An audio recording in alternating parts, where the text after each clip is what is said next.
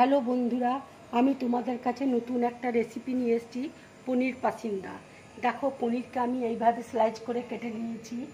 আর এখানে কর্নফ্লাওয়ার আর বেসন রয়েছে, এখানে লেমন জুস রয়েছে, এখানে চাট মশলা রয়েছে, এখানে ব্ল্যাক পেপার রয়েছে, এখানে নুন আছে, এখানে কাঁচা লঙ্কা আছে, ধনে পাতা আছে, রসুন আছে, আর এখানে বেকিং পাউডার রয়েছে।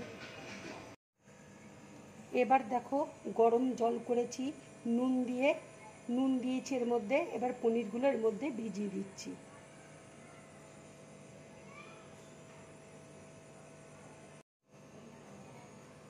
এবার দেখো, পনিরগুলোকে আমি এক করে তুলে নিচ্ছি প্লেটের মধ্যে।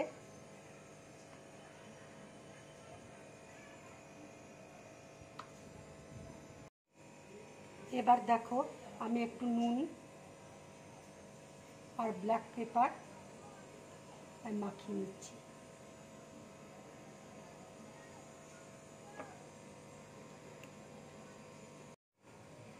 দেখো, ব্ল্যাক পেপার নুন আমি মাখিয়ে রেখেছি। এবার আমি এই ধনে পাতা, রসুন, কাঁচা লঙ্কা সব একসাথে বেটে নেব। এবার দেখো, আমি একটু নুন দিয়ে দিচ্ছি, একটু বেকিং পাউডার দিয়ে দিচ্ছি,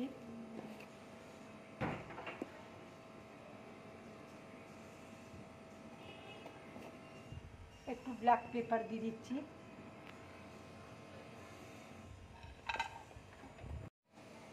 দেখো, এবার আমি জল দিয়ে ব্যাটারটা গুলে নিচ্ছি। দেখো, ব্যাটারটা আমার পুরোপুরি রেডি হয়ে গেছে। পনিরটা আমি 5 মিনিট গরম জলে ভিজিয়ে রেখেছিলাম। দেখো, পনিরটা কিন্তু খুব সফট হয়েছে।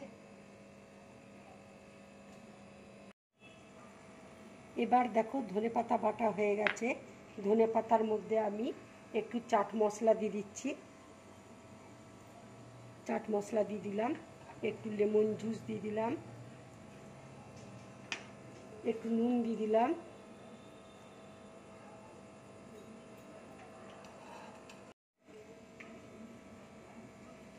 এবার আমি ভালো করে মেখে নিচ্ছি ধনেপাতাটা। এবার দেখো, ছুরি দিয়ে আমি পনিরটা কেটে নিচ্ছি।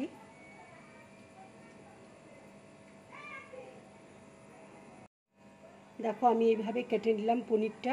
খুব আস্তে আস্তে কাটবে, নাহলে ভেঙে যেতে পারে। আমি এইভাবে কেটে নিলাম।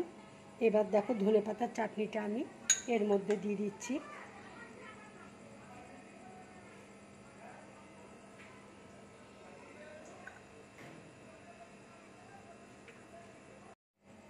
দেখো, ধনেপাতার চাটনিটা আমি পনিরের মধ্যে ভরে দিলাম। এবার ব্যাটারের মধ্যে ডুবিয়ে তেলের মধ্যে ভেজে নেব।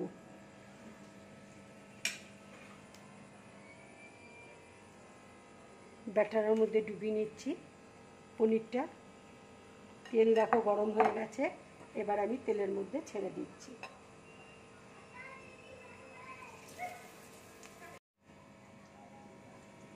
দেখো, আরেকটা কেটে তোমাদেরকে দেখিয়ে দিচ্ছি।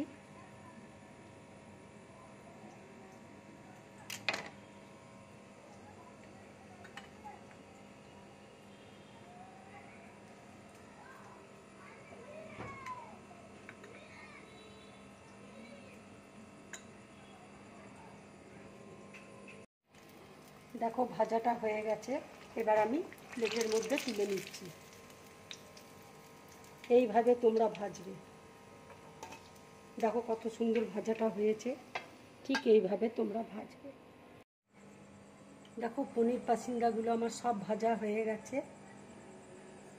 এইভাবে তোমরা পনির পাসিন্দা বানিয়ে খাবে, খুব ভালো লাগবে খেতে। এবার দেখো, আমি একটু টমেটো সস দিয়ে দিচ্ছি।